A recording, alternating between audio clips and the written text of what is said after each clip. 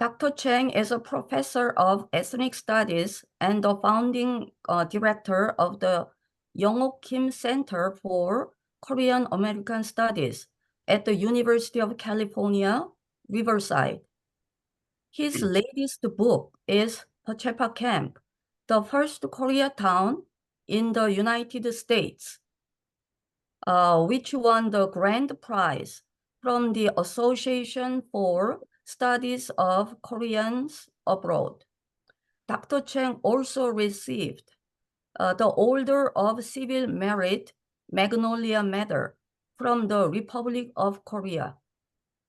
Thank you. Good morning, everyone. It's good to be back to this lecture again this year.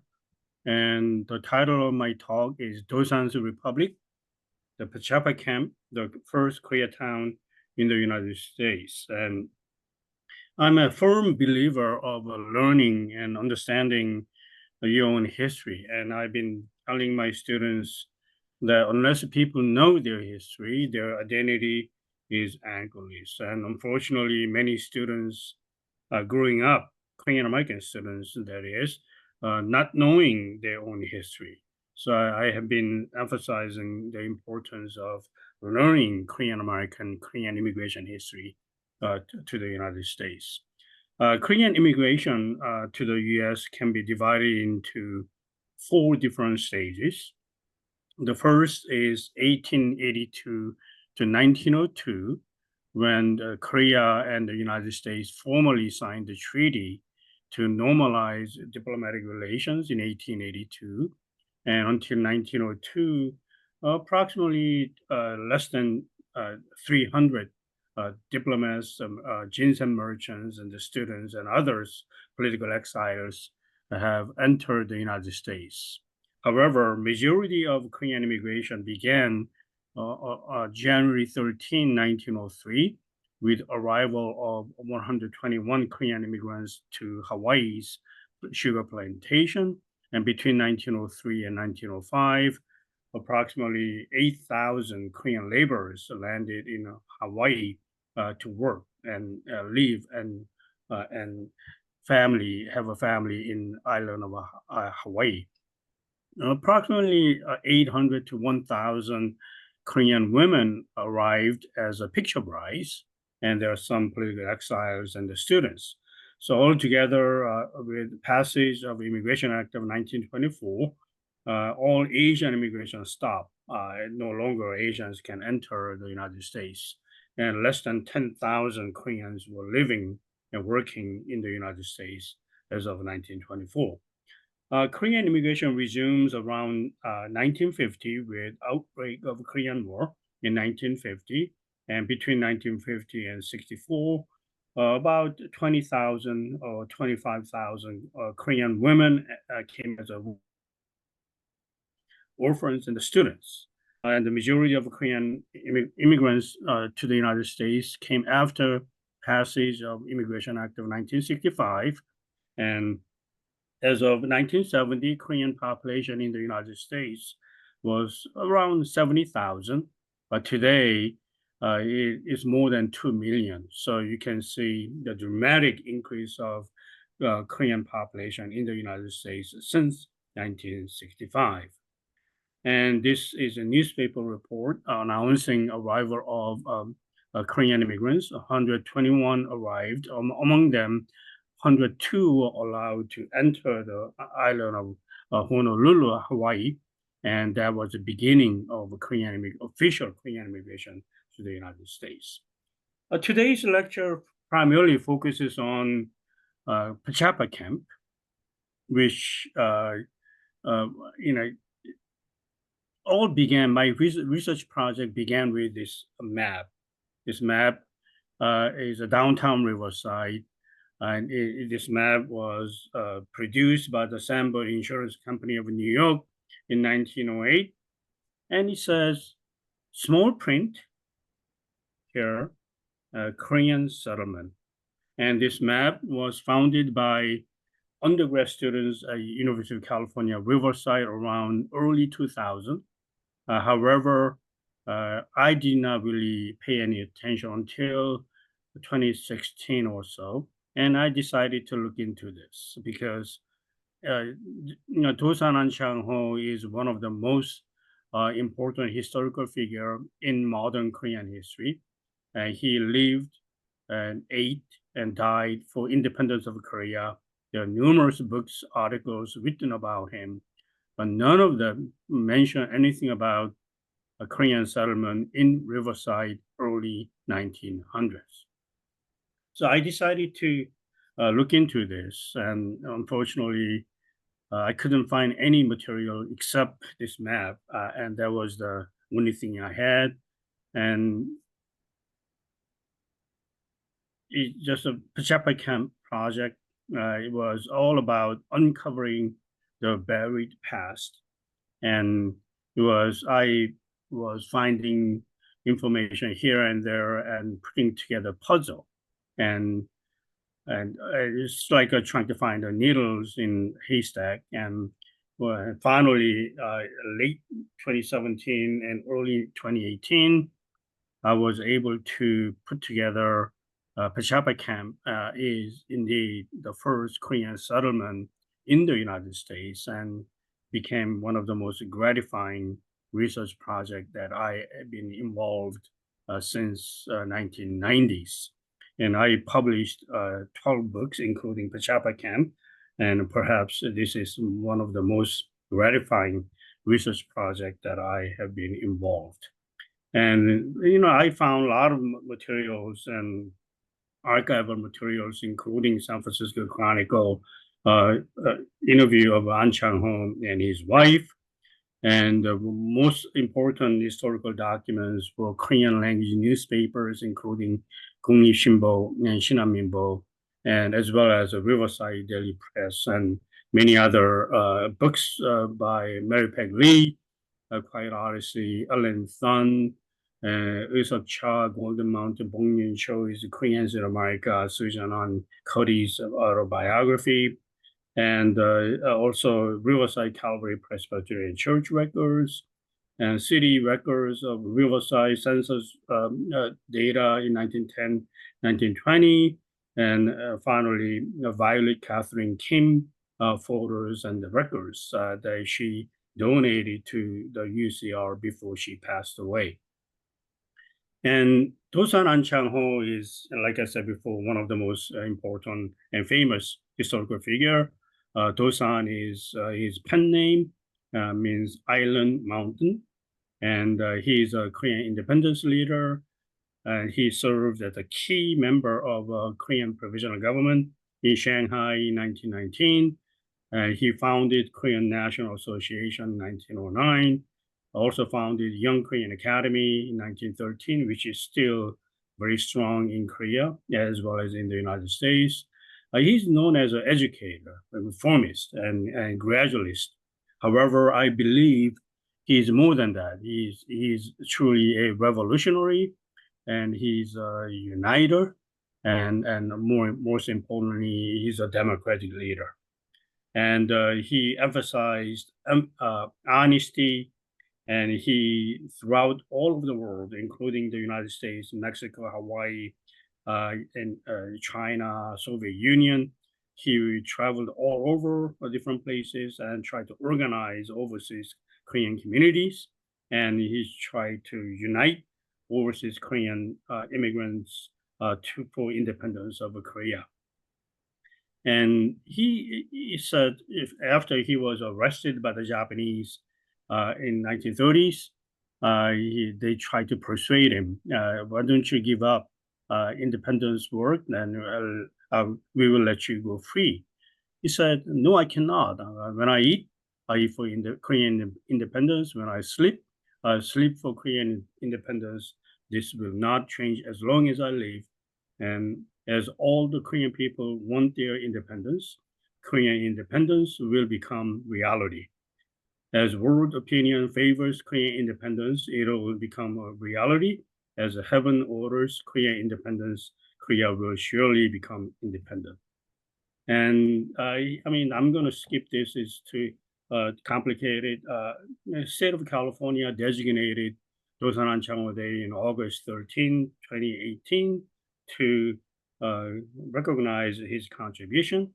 And city of Riverside also designated the site of Pachappa camp as the first point of cultural interest city of Riverside on March 23rd, 2017, based on all the research materials I submitted to city of Riverside. Even all the Pachappa camp was known on around 2017.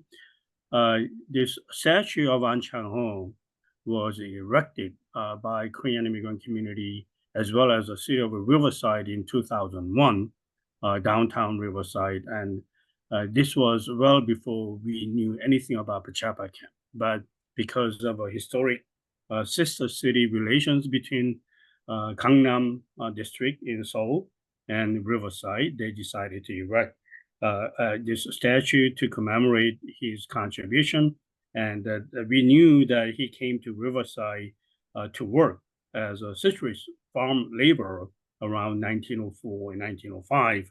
So that was the extent of the relations with the Riverside, but we now know that it's much more extensive, much more important, not only for Korean immigration history, but modern Korean history as well.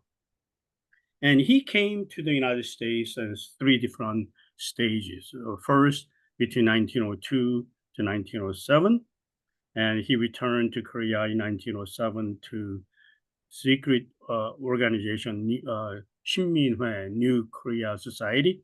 That was independence independence organization. However, he failed as Korea became colony of Japan in 1910 and returned back to the United States in 1911. And between 1911 and 1919 was the most productive, most important contribution he made to independence of Korea. And during this time, he founded Korean National Association as well as Young Korean Academy. And he went back to Shanghai to work for Shanghai Korean Provisional Government in 1919. And he returned back to the United States in 1924 and stayed here for about 3 years, last journey. But I'm mainly focusing on this first American experience, despite the fact that he is one of the most well-known Korean independence leader. Until now, we knew very little of what he did between 1902 and 1907 and or 1911. So this is primarily based on a lot of primary source materials. And this is a famous photograph of Ahn Chang-ho picking oranges in Riverside. And based on my research, PBS NewsHour aired documentary. It's about 6 minutes long. So if any of you are interested in watching this short documentary or short video of Pachappa camp, you can watch it in YouTube. Just type in Pachappa camp, and I'm not going to show you here. This is the Pachappa camp exhibition we did at the UCR Culver Center between October 16, 2021 and February 28, 2022. Based on this exhibition, it garnered second highest major media press coverage in history of UCR Arts, which is remarkable because it's a very small exhibition, but it was covered by New York Times, LA Times, NBC News, PBS NewsHour, NPR, JTBC, SBS, and many other news outlets, both national and international. And based on that, I was able to, fortunately, I received a major grant from Mellon Foundation, $850,000 to do national tour. And in fact, next week, next Friday, officially kicking off national tour in San Francisco. And after that, we will travel to Virginia, Washington, D.C. in October, and New Jersey in January 2025, Chicago, June 2025. And you'll come back to Riverside on August 3rd, 2025. So any of you interested in attending. It'll run for almost 3 months in Riverside Civil Rights Institute. So I will make that announcement next year again. And this is another photograph taken in 1907, a photograph of his wife, Helen Ahn, and his eldest son, Philip Ahn, holding oranges in Riverside. And of course, Philip Ahn is one of the most well-known Asian American actor, and he's the first Asian American actor to receive a star in Walk of Fame in Hollywood. You can visit 6200 block of Hollywood Boulevard to see his star. And I was able to document that the site of Pachappa camp, the address has changed from 1532 Pachappa Avenue to currently 3096 Cottage Street. And this is another very important photograph of delegates of Korean National Association of North America. After convention, during convention, they took photograph. And this is another different angle from Ahn Chang-ho himself taking photo of delegates. So this is a kind of a interesting photograph to show. And this is from the Violet Catherine Kim records, and they're having a picnic and right next to Railroad. And so presumably this could be Pachappa camp. I'm not sure exactly because in 1918, Pachappa camp no longer exists because the families relocated to nearby Vine Street. So it could be Vine Street, it could be Pachappa camp, but both sites is right next to railroad track. This is the Violet Catherine Kim, youngest daughter of Young Kim, who served as a caretaker along with his father In-soo Kim during the absence of Ahn Chang-ho. Ahn Chang-ho traveled all over the world and different places.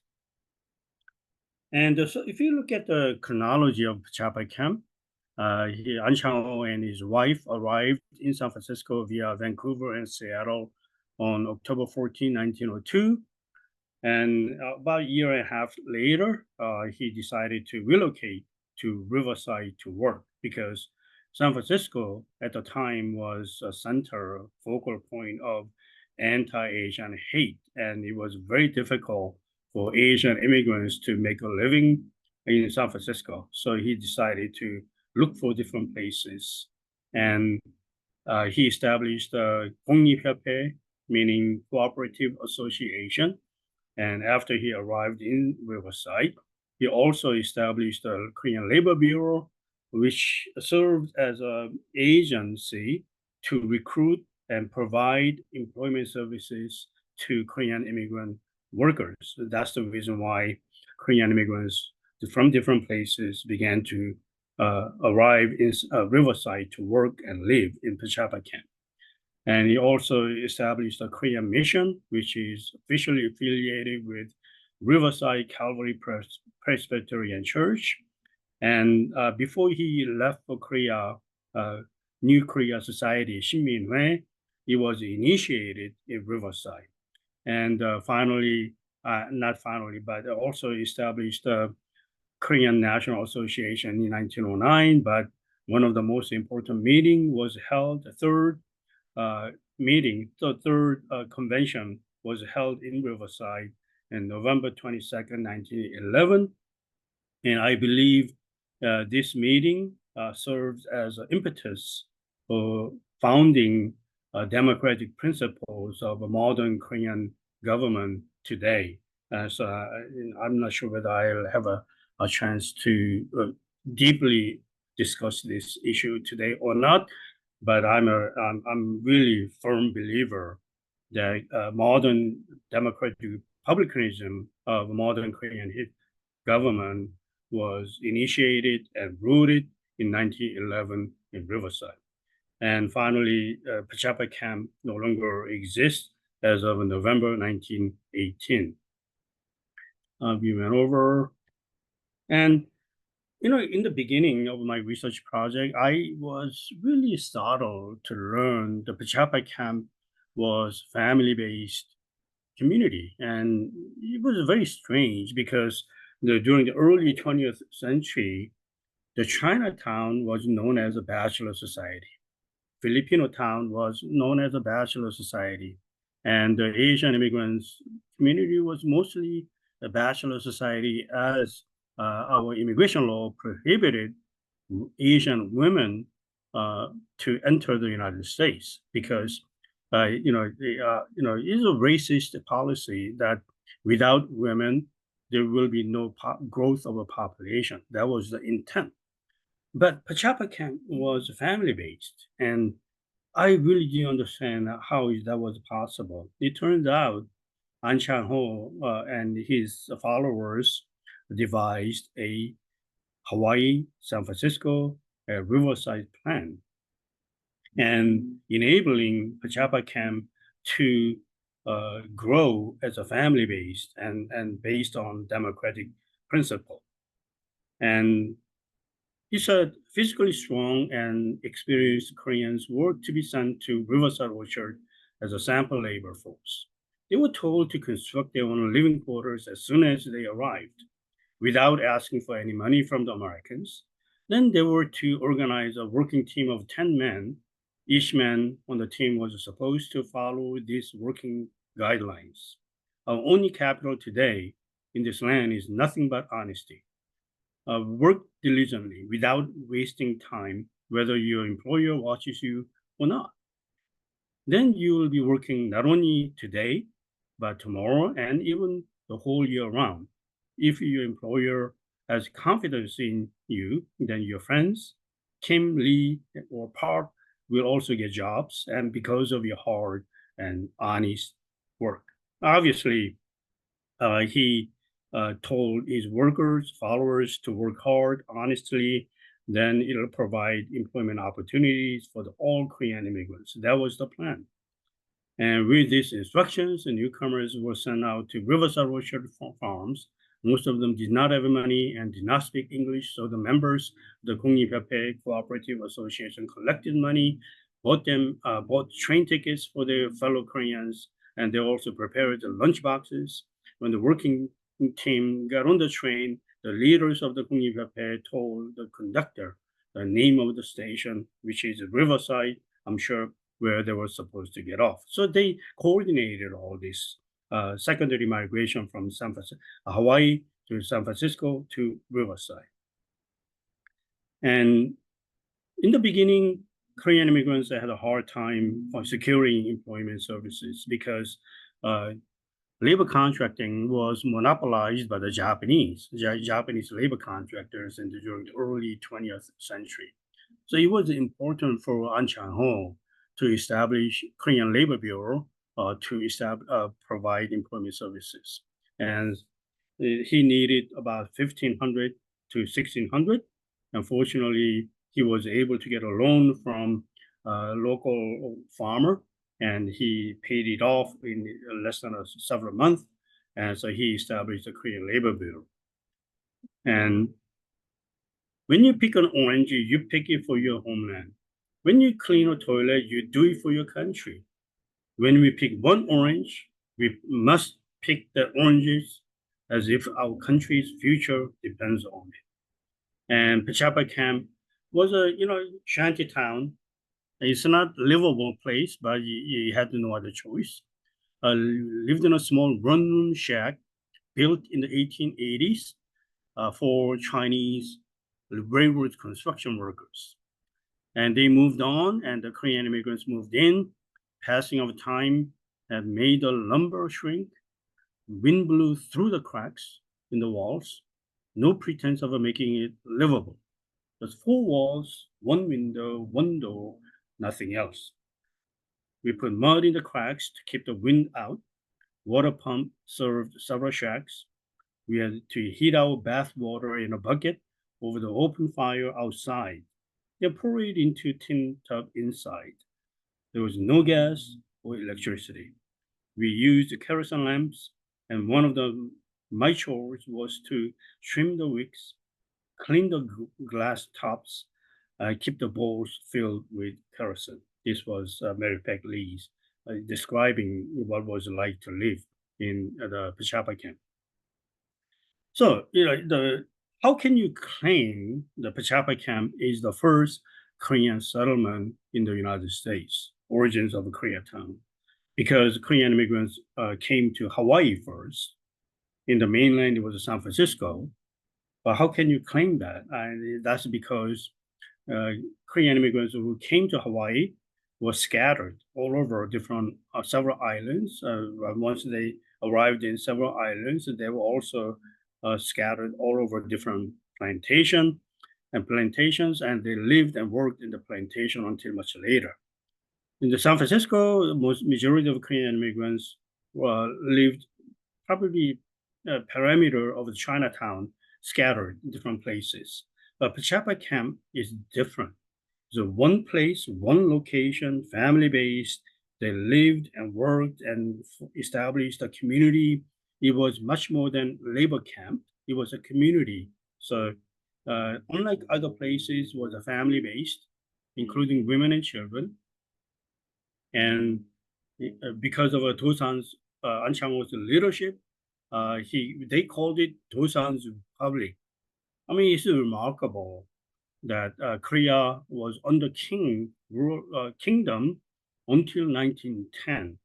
But here we have Pachappa camp established around late 1904, 1905, and it was democratic principle, Dosan's Republic. In the beginning, I did not know why they called it Dosan's Republic, but now I know because it was a truly democratic ideal. Ahn Chang-ho was experimenting with democracy in Pachappa camp and rules and regulations. And he established the Korean Labor Bureau, as I said before, and established many independent organizations, and had a fully functioning community activities such as weddings, birthday parties, Korean mission, discussion groups, and also, it served as a impetus for establishing Koreans as a not Japanese subjects, around 1913. And Pachappa Camp project, when I began, according to Sunju Lee, who wrote about Pachappa Camp in Korean, he said about 60 to 70 people resided at Pachappa Camp. But I found that it's much larger. In 1905, it was about 70, but that number doesn't include women and children, so probably close to 100. 2 years later, in 1907, in Riverside, it increased to 150. Again, if you include women and children, the number is close to 200. And during the orange picking season, from December to February next year, they also hired about more than 100 temporary workers. So at the height, the Pachappa camp housed more than 300, which is a significant number because at the time in the mainland United States, the total Korean immigrant population was less than 800. So more than 1/3 of the population was living and working in Pachappa camp. And when I found this newspaper article, Shinanminbo, New Korea, October 5th, 1910, I was so elated because it says, oops, I don't know what happened. It basically says Riverside is the first Korean settlement in the United States. That's what it said in newspaper. It confirmed my argument. And also, I don't know. Another book written by Eun Cha, he confirms again, he soon becomes the first largest Korean settlement in America, listed during the orange season of each year for a number of years. And smaller Korean communities, camps sprung up nearby towns of Redlands, Uplands, and Claremont, which were offsprings of the main settlement in Riverside. before many of them began to move in to the cities as operators of small shops, restaurants, grocery stores in LA and San Francisco, and in some eastern cities.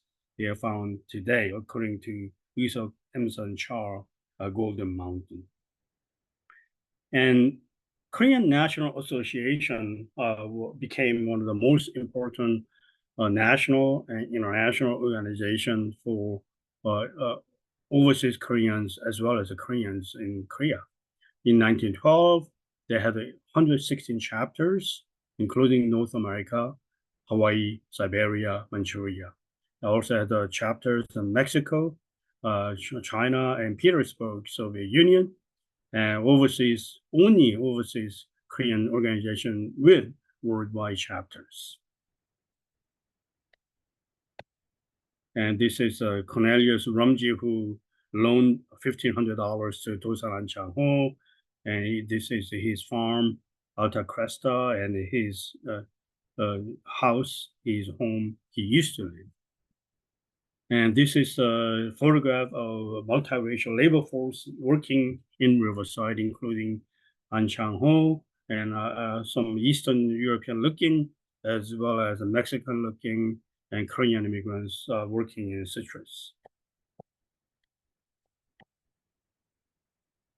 This is the San Francisco Chronicle newspaper, December 7, 1902, interview full page. And this is his Ahn Chang-ho and his wife, and describing why he came to the United States to educate and to learn about democracy. And this is a business card, Korean, and he frequently traveled and he frequently wrote to his wife in 1532 Pachappa Avenue in Riverside.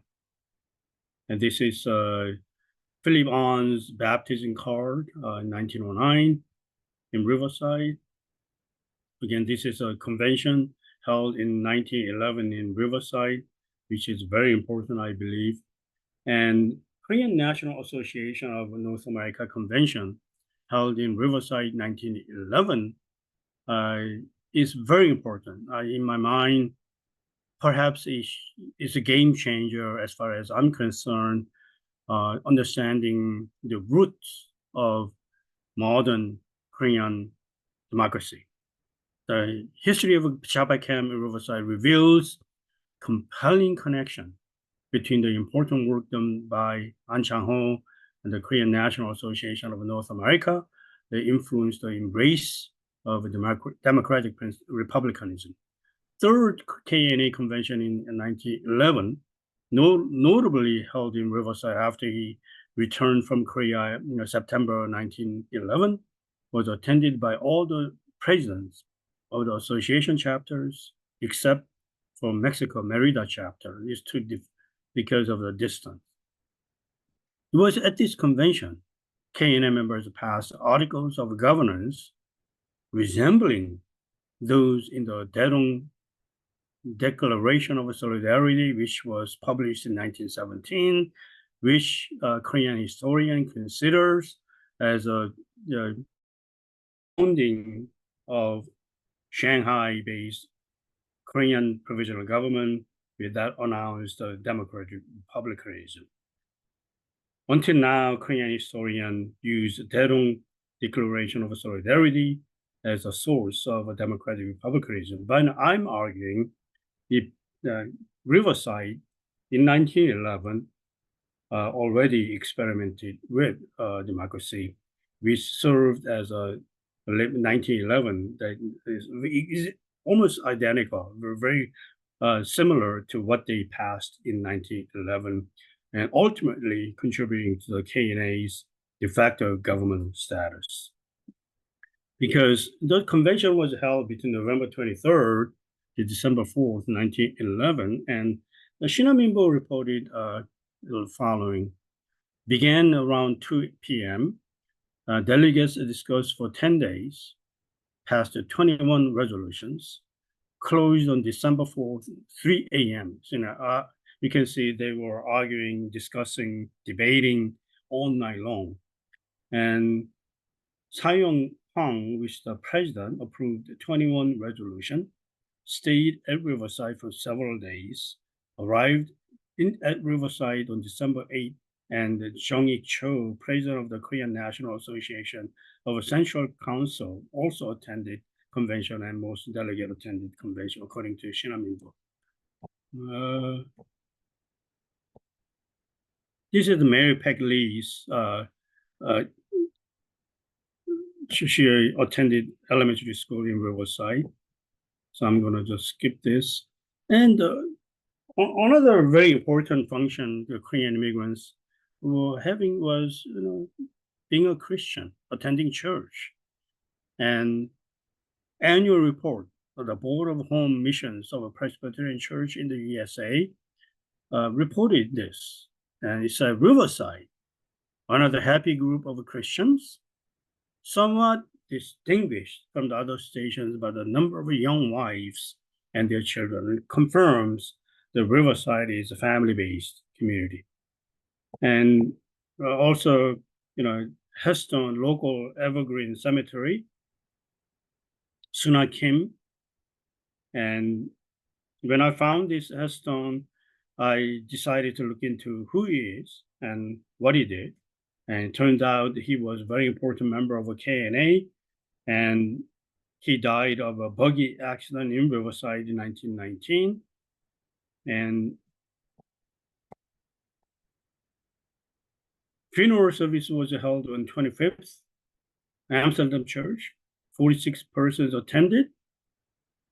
And Frank Miller, friend of Kim, actually, Suna Kim was working at Glenwood Mission Inn, which is not today known as the Mission Inn, and as a baker. And he invited all the guests to Mission Inn, which is one of the fanciest hotel in probably California.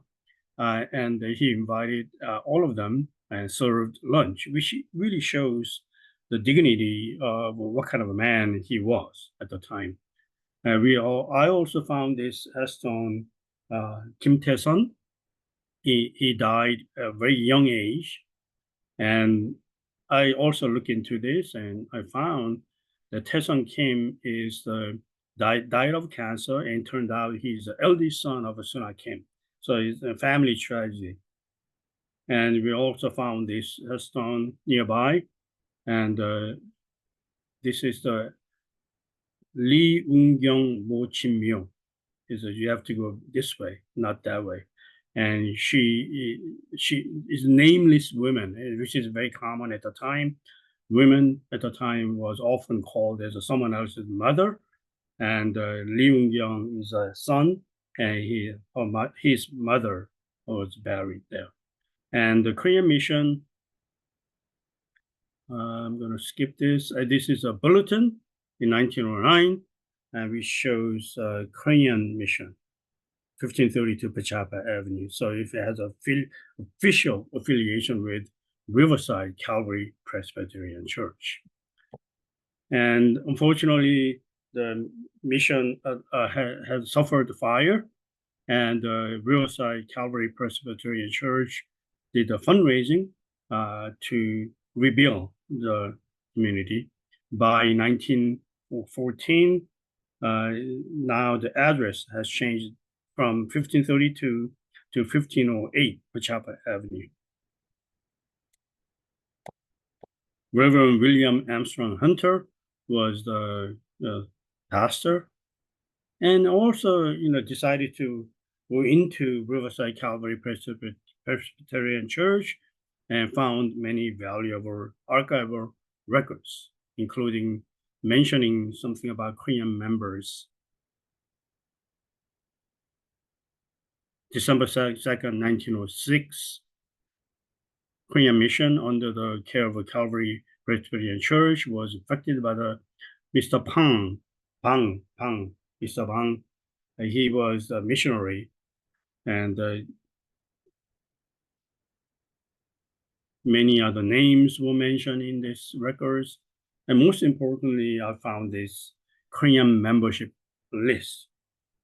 from these records. So this is a jackpot. I mean, this is an incredibly important primary source, naming all the.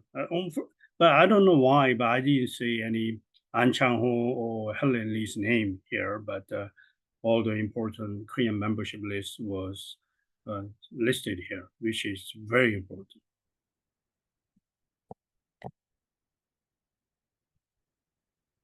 And as of 1918, bulletin format changed, and no mention of a Korean and Mexican mission in Riverside Calvary Presbyterian Church. So this is 1919. There's nothing about Korean mission or Mexican mission.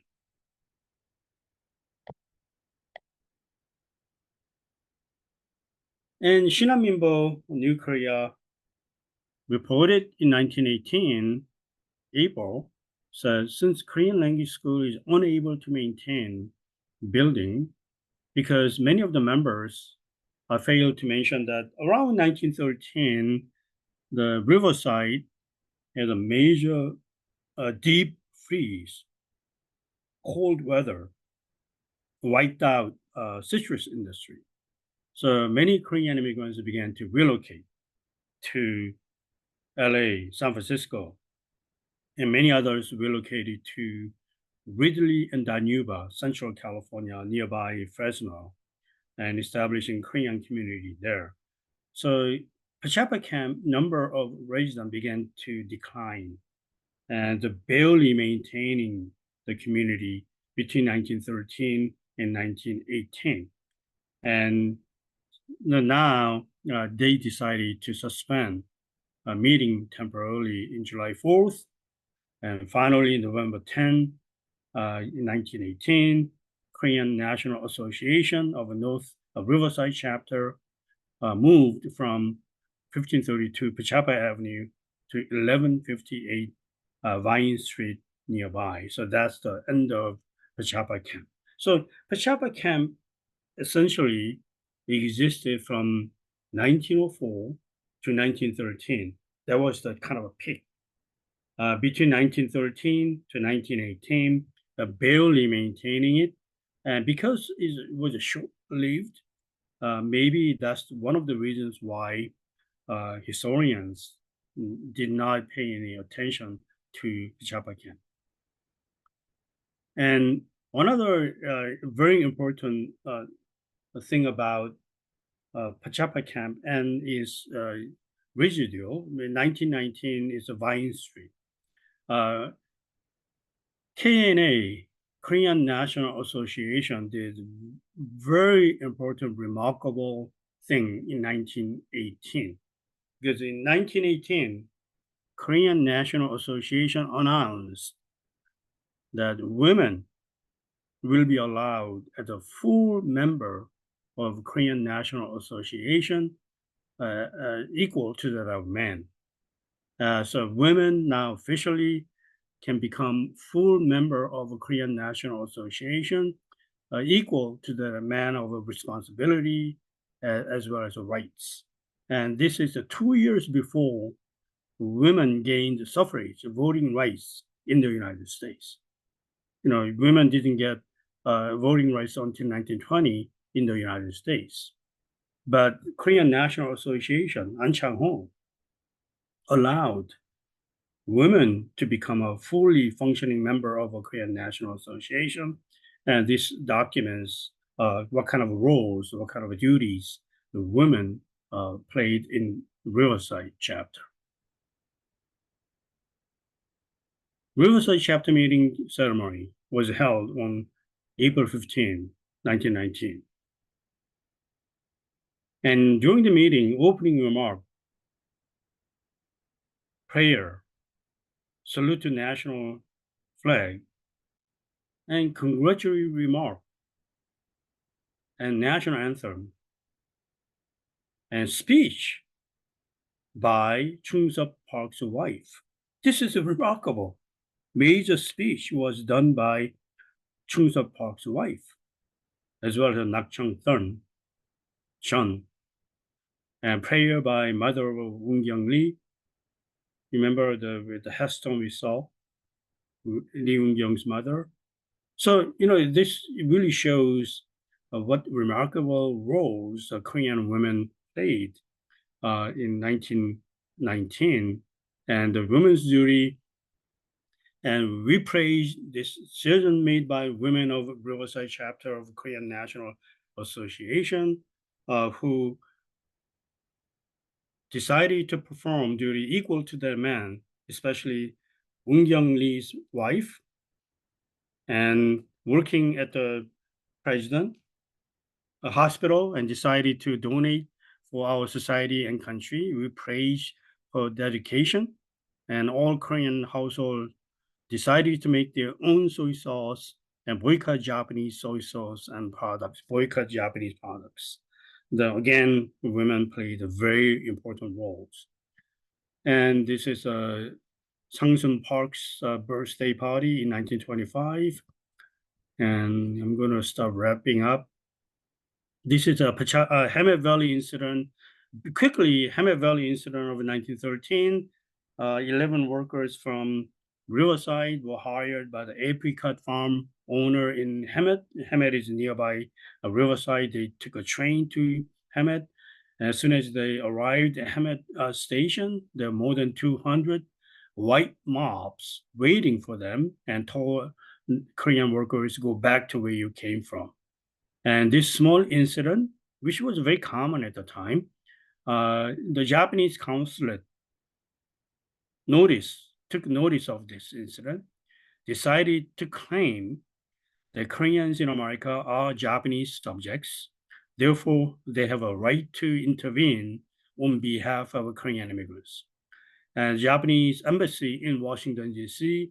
Officially complained to U.S. government. So it became a diplomatic problems between U.S. and Japan. And that's when Secretary of the State, William Jennings Bryan, decided to look into this matter. That's when Korean National Association sent President David Lee sent a telegram to William Jennings Bryan asking that we are not Japanese subjects, we are Koreans, and please recognize us as Koreans. And in order to resolve this crisis, William Jennings Bryan, the Secretary of the State of the United States of America, announced Koreans in America are not Japanese subjects, but they are Koreans and will be represented by Korean National Association. So matter settled. Japan has no jurisdiction over Korean immigrants. So the diplomatic issue was resolved, and the Korean immigrants in the United States received recognition that they are not Japanese subjects, which is a very important historical event, not only for Korean immigrants, but also the modern Korean history. And so let me just wrap it up. The Pachappa camp, also known as the Dosan Republic, is the first largest Korean settlement in America. 국립협회, Ahn Chang-ho planned and devised a plan, and they established the Pachappa camp. And Shin Min-ae was initiated in Riverside. He established the Korean National Association of North America Convention in 1911. And it is the family-based community with women and children residing, working Pachappa camp, and served as the Mecca of Korean independence movement during the early 1900s. And he had a Korean mission, Korean school, 학교, birthday parties, discussion groups, weddings, and so the Pachappa camp is,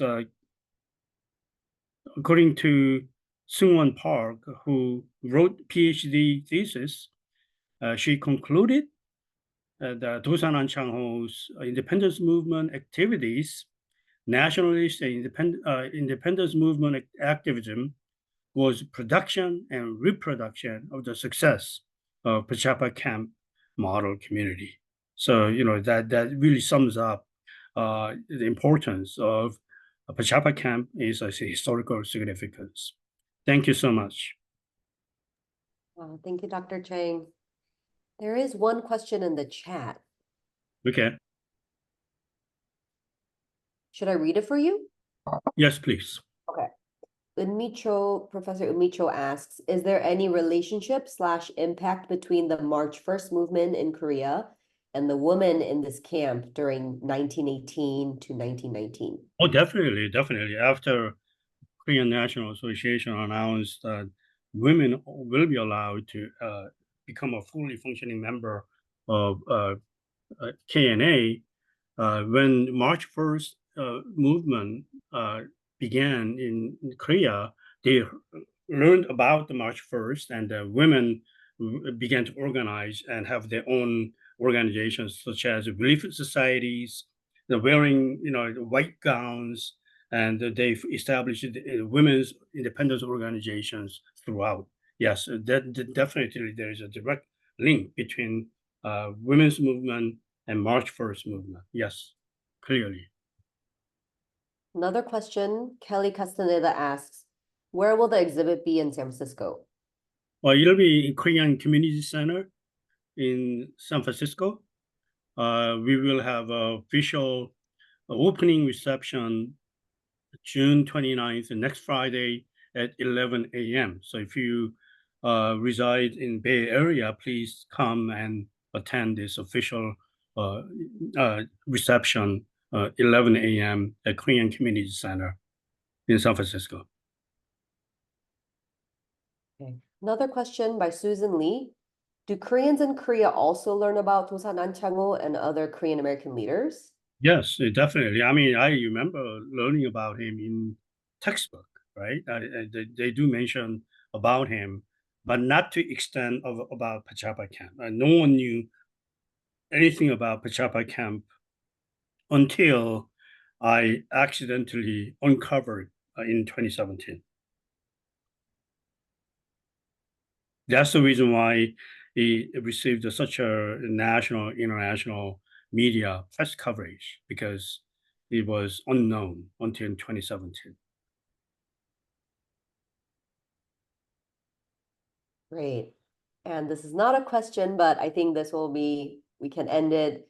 Mr. Carlos Garcia says, amazing lecture, Dr. Chang. Thank you so much. And we all feel that way. Thank you. Thank you so much. Thank you so much. Have a good day. Bye.